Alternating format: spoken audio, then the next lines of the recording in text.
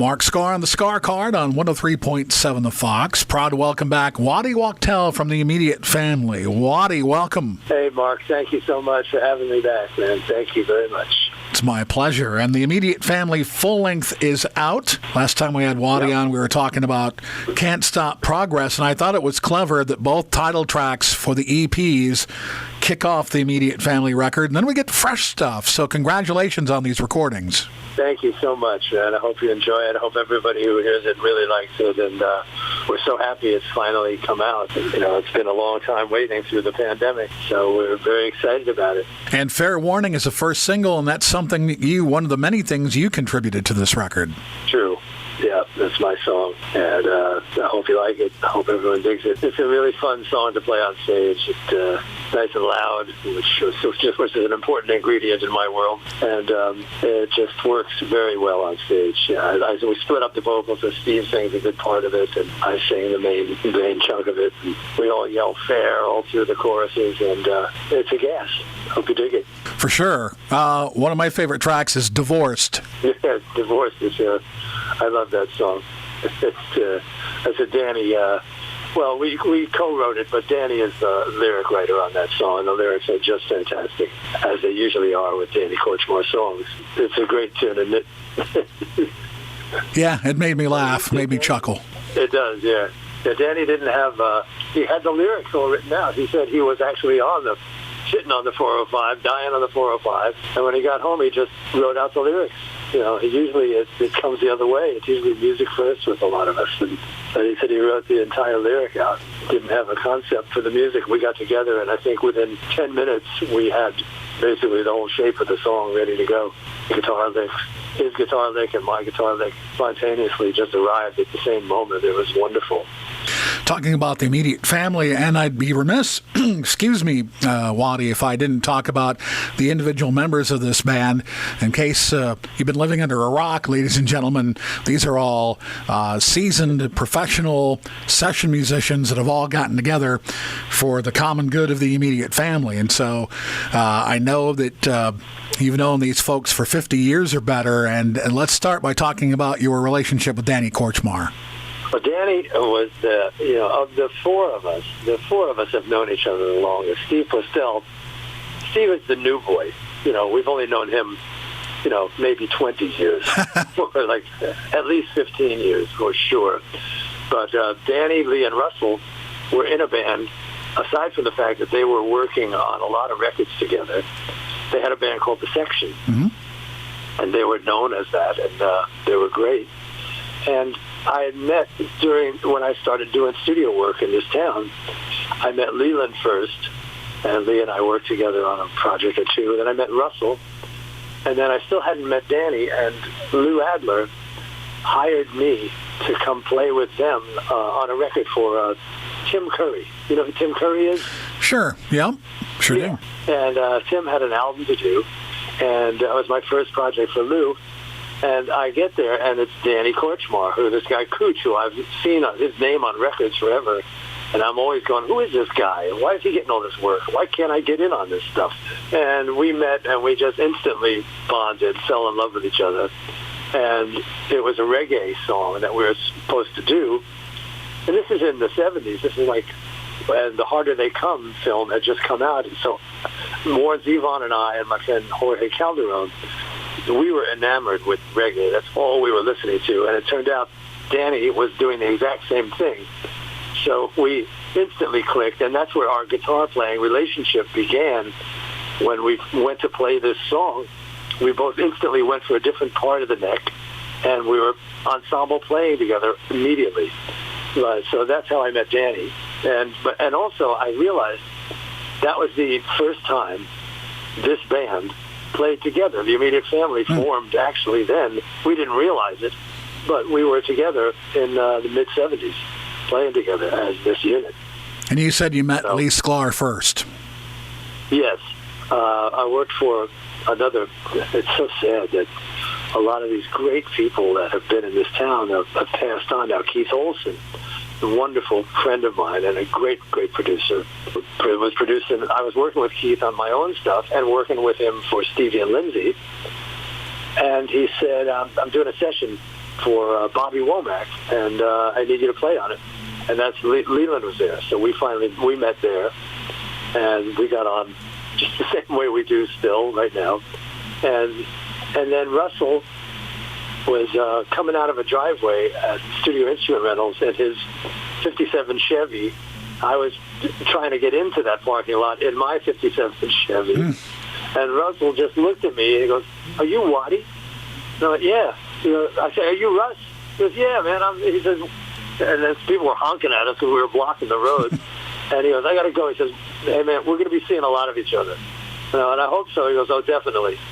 And so that was the start of everything. And as soon as we got together for Lou, and then we went from doing this Tim Curry record to doing Carole King's Thoroughbred album, which was a follow-up to the Tapestry Magic, and went on the road together. And we've all been together in different situations, in different assembles since then. We go way back. If you don't mind, I'd like to drop a few names on you that you worked with in the past and just give some brief thoughts on these people. First of all, Warren Zevon. Boy genius. A drunken boy genius. We met when I played for the Everly Brothers. I believe it was 70 or 71. It was my first gig out of Los Angeles, really. I moved here in 68. Started doing sessions by 69. Had an offer to go on the road with the Everly Brothers. And I had to audition for their band leader, a guy named Warren Zevon.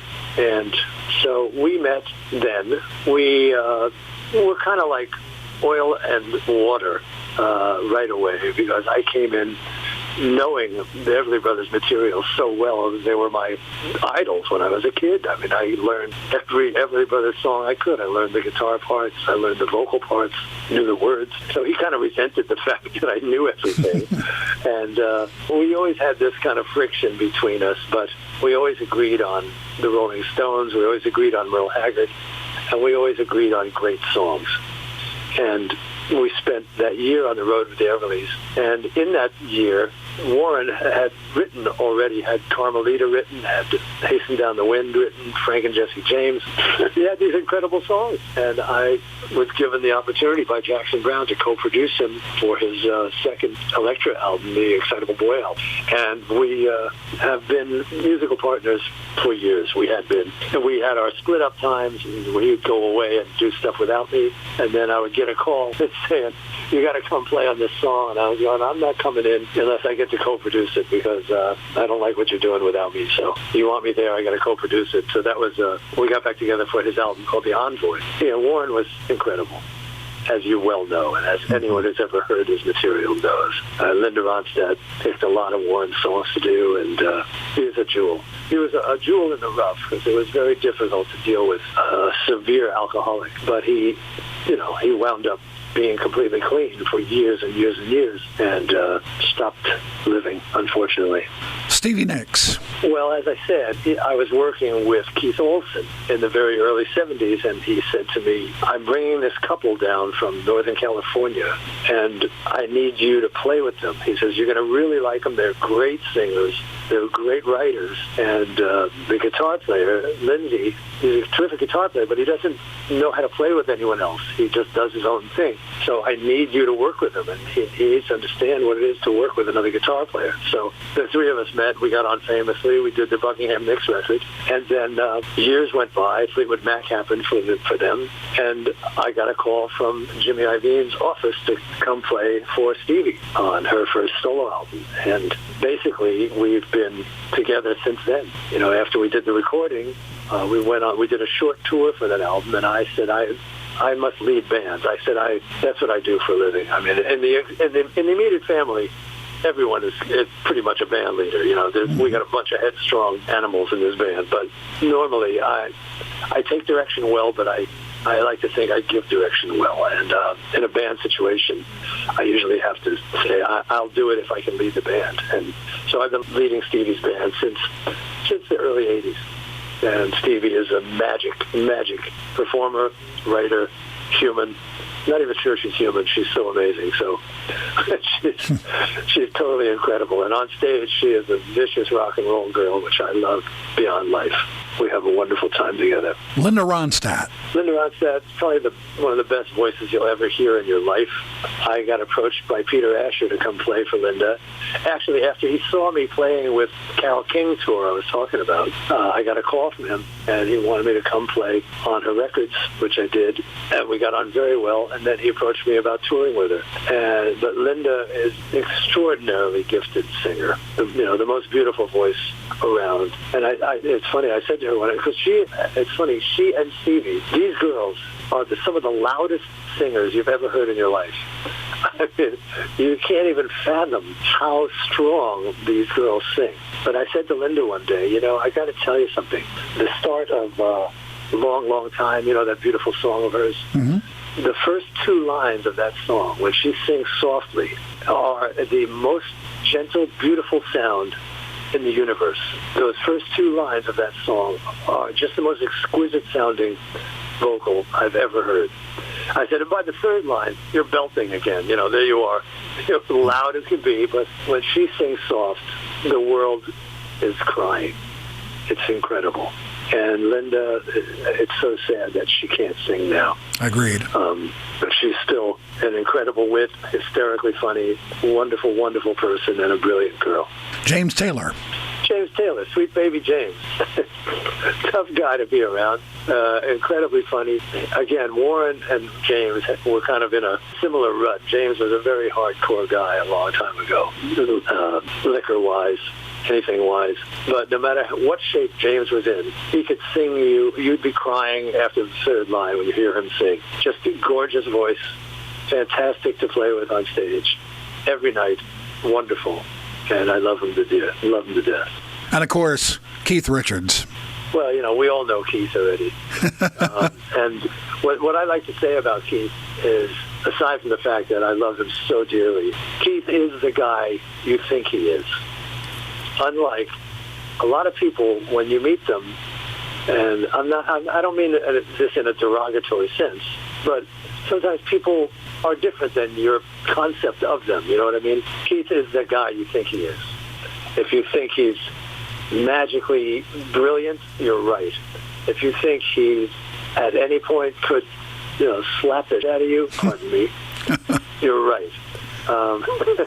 But he is a gentle, beautiful soul, an incredible musician, unbelievable writer, great guitar player, and he and I, like I said with Danny, Keith and I, we play together so well.